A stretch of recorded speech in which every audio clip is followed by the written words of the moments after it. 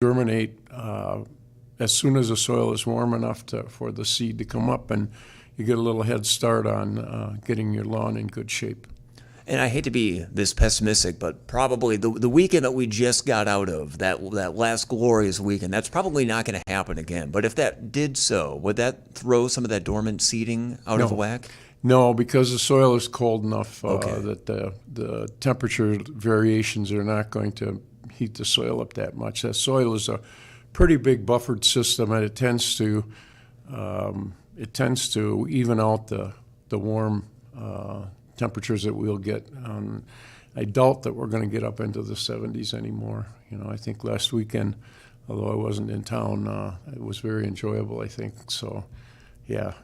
You did miss a phenomenal weekend. Jung's Garden Center, it is the Garden Doctor. If you have a question, this is the last show of the Garden Doctor for the autumnal season, 920-885-4446.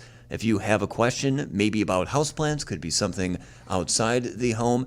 And I believe Leah came in a couple weeks ago and we talked about the variety of houseplants that you still offer at the garden centers. Yes, we have a large variety of houseplants, so we started growing them ourselves in our greenhouses, and so we have a very good supply of most houseplants, and most of the plants that we grow in our homes are well suited for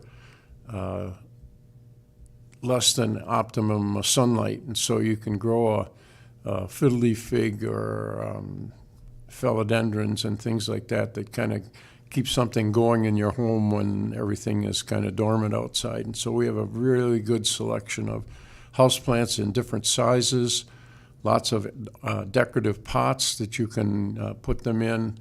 The thing with houseplants, most people will kill houseplants by overwatering them.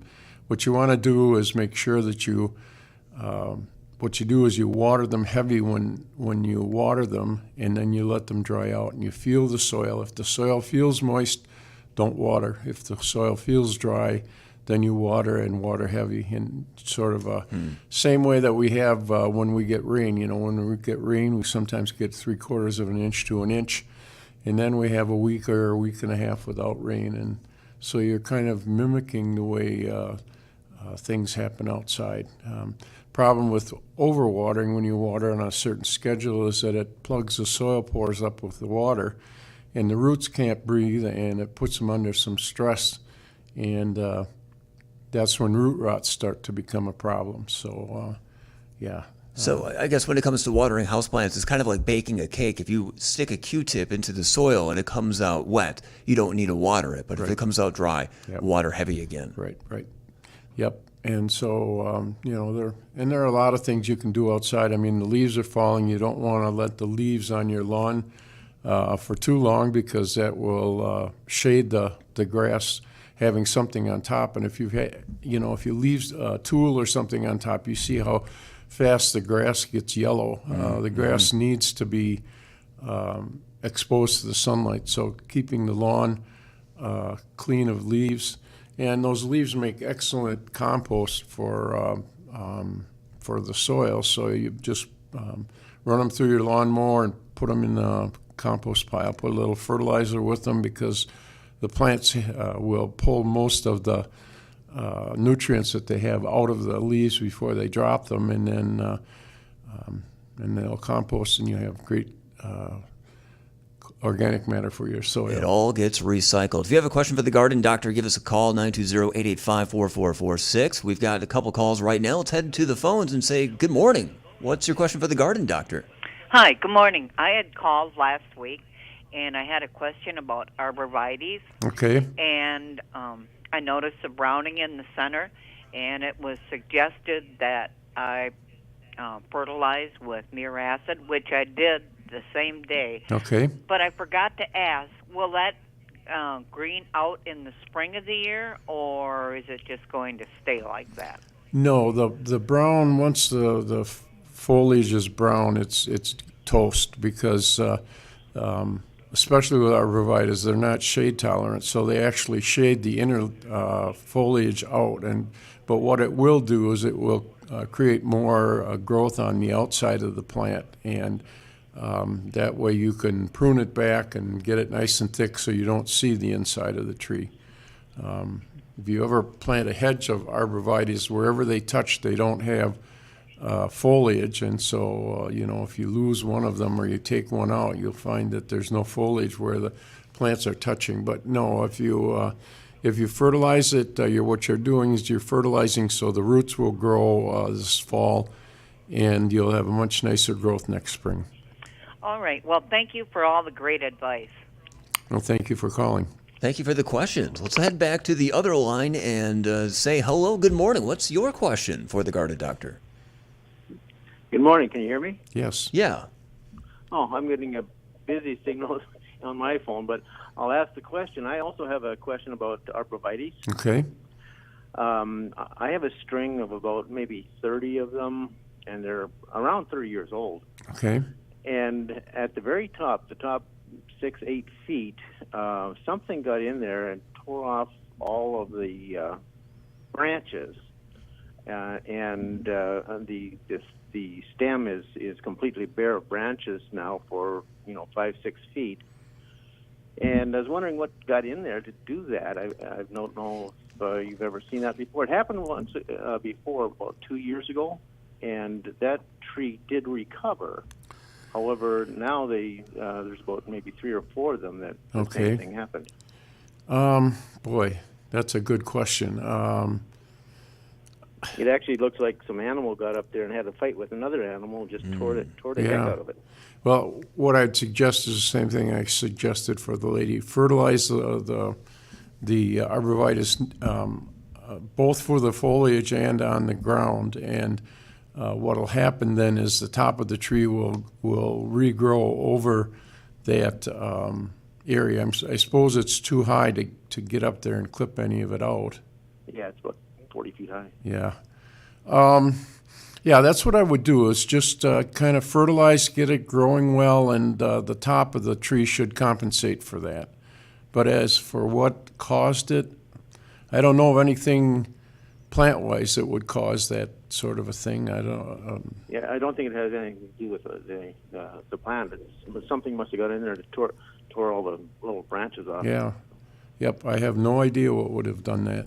Okay, thanks. Yep, thanks for calling. Well, thank you for the question. If you have a question for the garden doctor, we do have some more time for questions. 920-885-4446. Heading back to the phones. Good morning, caller. What is your question for the garden doctor? Hello? Hello. I have a buzzing in it. I couldn't tell if you answered or not. But anyway, I have a hydrangea. 2 years ago, at the strawberry one, Okay. 2 years ago I pruned it, and last year there was no blossoms, and this year there's only a few of the stalks that have green on it, but no blossoms. Okay. The strawberry vanilla, I think, is probably what you have, is a paniculata, and it will bloom on new wood. So what I would do is scrape the bark and see if there's any green underneath. If there is no green, did it have leaves all the way? No. Yeah, A it's few of the stalks had maybe 2 or 3 on each, just had a few green pieces coming out. yeah. You probably have something in there that's creating a situation where it's under stress. So what I would do is prune the plant back next spring, because the strawberry vanilla blossoms on new wood. Fertilize it good in the springtime so you get a lot of new growth, and you should have plenty of blossoms then. All right, thank you. Yep, thanks for calling. Thank you so much. I believe we have another caller on the line. Let's head back to the phones. Good morning, caller. What's your question for the garden doctor?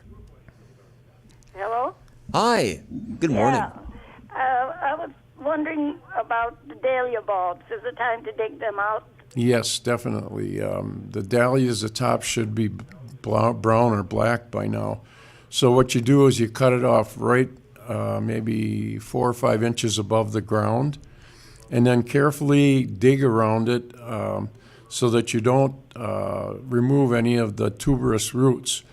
With dahlias, you have to maintain a piece of stem tissue with any of the tuberous roots that you have. So you got to be careful that you don't rip those tuberous roots off, because if you do, you might just as well throw them away because they're not going to sprout like a potato would. So carefully dig. Some people wash them out. I tend not to do that because that can spread disease. But get as much of the soil out as you can, and then take an old box or a paper bag or anything that you can would hold the dahlia roots, and cover them with peat moss to keep them from drying out, and keep them at about 40 to 45 degrees. You don't want them to freeze because that would kill them, but you want to keep them cool enough so they don't start growing. And then next spring, I would say probably the middle of March, the first part of April, you can take them out of the bag and split the stem right down the middle, and you can divide them up so that you have a piece of stem with with a few of the tuberous roots, and start them in a pot, and then you can plant them out once the danger of frost is gone, and your plants will be very nice next spring or next summer.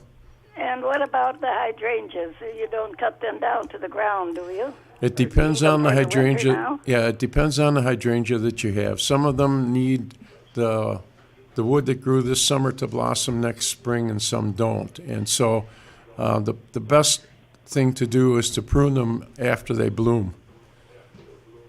In the spring? Yep, Yes. All right. Thank you very much. you're very welcome. Thank you for the question. I believe we have another call on the line, so let's head there without further ado. Good morning, caller. What's your question for Dick Zondag, the garden doctor? Yeah, this year, every year we have a problem in the garden with a blight.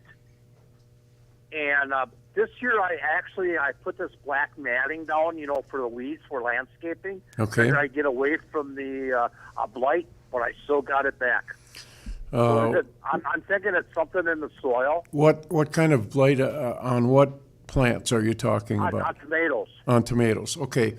First Yeah, thing I figured by putting this black matting down would solve my problem, because when it rains, it splashes up these things. Right. That's what prevents the initial infection. But tomatoes tend to get the blight quite easily. What I would do is when you're ordering or when you're buying your tomatoes, make sure that they have blight resistant. A lot of the hybrids will have some blight resistance. And then as the tomato grows, thin the foliage out so that you don't have as much foliage. And On the bottom. yeah, do you stake them up, or do you just let them sprawl? No, I stake them up with Okay. the tomato cages. Okay, then what I would do is thin the foliage out as it grows, because what you want to do is get the morning sunlight and the air circulation around so that it keeps the dew from hanging around too long. So if the dew dries off by 10 or 11 in the morning, you'll have less trouble with the blight. There are also some fungicides that you can use. And then the other thing you want to do right now is get rid of the tomato vines that are there, because that can be the Right. Yeah, the initial. I do that. You're Okay. Right. Yeah. That blight usually isn't in the soil. So, but it does. But you do by putting a mulch or something around, keep the soil from splashing up into the plant, and that does I help. put that. Like I said, I put that black matting down for Okay. landscaping. Yep. I thought I'd get rid of it, but I still got it back. I thought I had my problem solved, but I still got it back. Well, try thinning the foliage out as it grows, and when you see little yellow spots starting on the foliage, Yeah. that's when you should start spraying. And you Yeah, use see, I got some organic stuff I got from you. I don't remember the name of it, but I did spray it with that, but it didn't seem to help at all. okay. I kind of sprayed it. I kind of put it on the calendar that I got to spray them every 7 to 14 days. Right. That's what. And I did that, but it didn't seem to help at all. I mean, Okay. it's organic stuff. I forgot the name of it, but I've been using it for years. But that's why I always thought it was maybe something in the soil itself. But you're saying not. Yeah, if you get rid of the existing tomatoes, and then the other thing you want to do is rotate where you put the tomatoes. Yeah, I do. Yep. So that it Don't sounds matter. like, Don't matter. It seems like it don't matter where we put the tomatoes. We always Yep. have a problem with the blight.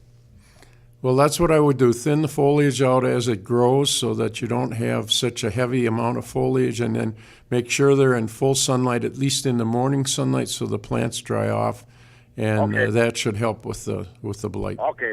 Okay. Okay. Thank you. Thank you for the call. I believe we have another caller on the line with a question for the garden doctor. Let's head there right now. Good morning. What's your question? Yeah, good morning. I got a question about my asparagus. Okay. I just cut it off, chopped it up in my lawnmower. Okay. Now, can I cover that up with mulch leaves for wintertime, or what should I do, or don't I need to do nothing? I wouldn't use leaves because leaves tend to make a mat.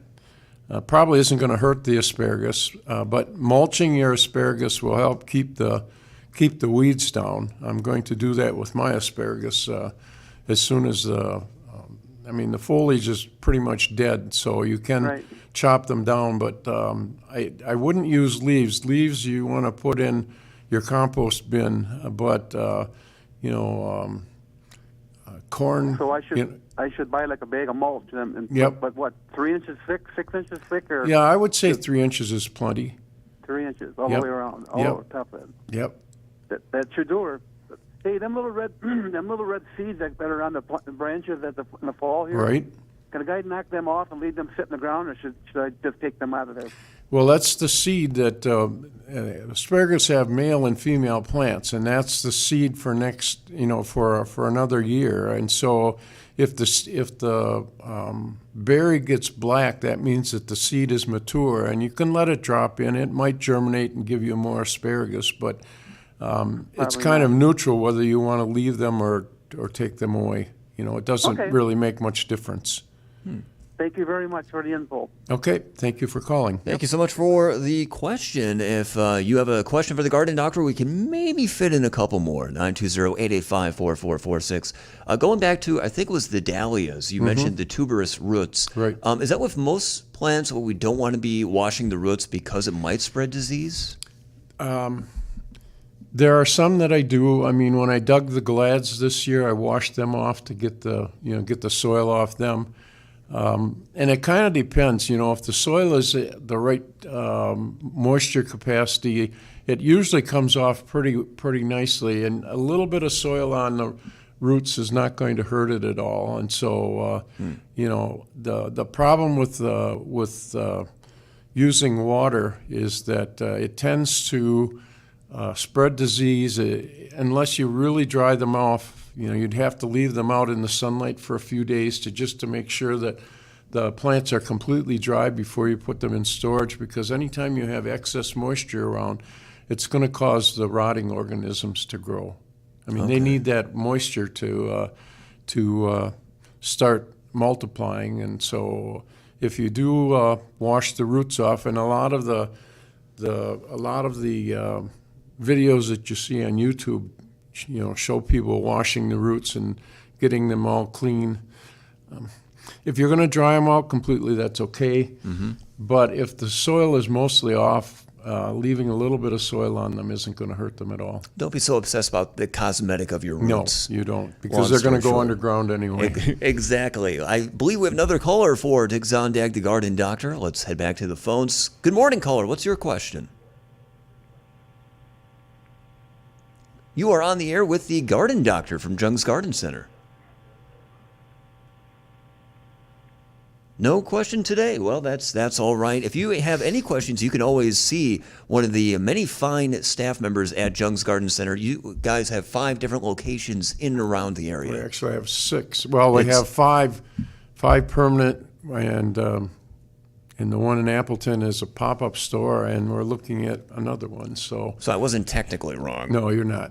All right. No. So no, we have good people in the stores. They know how to store things, how to get things ready to go. What to do with your lawns and everything else at this time of the year, any time of the year. So you don't necessarily need me in the store, but we have good people in the stores that can help you out with whatever diseases or insects. And if they can't, then they can get them to me and I can help diagnose them. So, our stores are open year-round, so you house plants or whatever you need, seeds in the springtime. We've got our new seeds will be put out in another month or so, and so it starts the cycle all over again. The catalog is almost ready to send to the printer, so in another month or so, the catalogs will be in the mail, and the cycle will all start over again. That's always an exciting time. You guys are online as well, right? Yes, we have several internet sites. We have one for each of the catalogs. We have 9 different catalogs, and each of them is sort of a specific niche. And Jung is kind of our department store, which we have a little bit of everything. And so, our online presence is jungseed.com, and if you have questions, you can email them to info@jungseed.com, and our customer service people will be able to answer them for you too. Well, we are wrapping up the final 2 minutes here of the last episode of Jung's Garden Center's Garden Doctor for the autumnal season. The last question I really had, Dick, involved prepping seedlings in winter. What would be the best time during the winter season to maybe start those indoors? Well, everybody's a little different, and so most people have a notebook that they keep, and the seed packet tells you, 6 to 8 weeks before planting out, and if it's if you have less than optimum conditions, you may start a little earlier, a little later. Some things need a little bit more time. Your petunias and things like that, you have to start earlier than the tomatoes and the cabbage and things like that. But you get to know about when the time is to start things. And if you have questions, I'll be back on the air next spring, and we'll take the questions then. As everybody gets their notebooks ready to rearrange, maybe plot out some new plans for next year. And of course, if you're looking for any sort of addition to your garden, landscape, whatever it may be, even houseplants, Jung's Garden Center is the place to be. And of course, you guys also have those great videos on YouTube as well. We're starting to get a bunch of videos up and running, and doing quite a bit of work with that right now, and we're going to be editing them over the winter, and they'll be up and running. So, well, Dick, it's been an absolute pleasure. Thank you for putting up with us for as long as you do. Thank you for the opportunity on WBEV. I see why you need a winter break in order to give yourself some space from us. We appreciate it. And Jung's Garden Center, 5 locations, and the pop-up location in Appleton right. as well. Dick, thank you so much. Yep, thank you. And that will do it for the final episode of Jung Garden Center's Garden Doctor for this morning and for this season. Thank you for all your questions.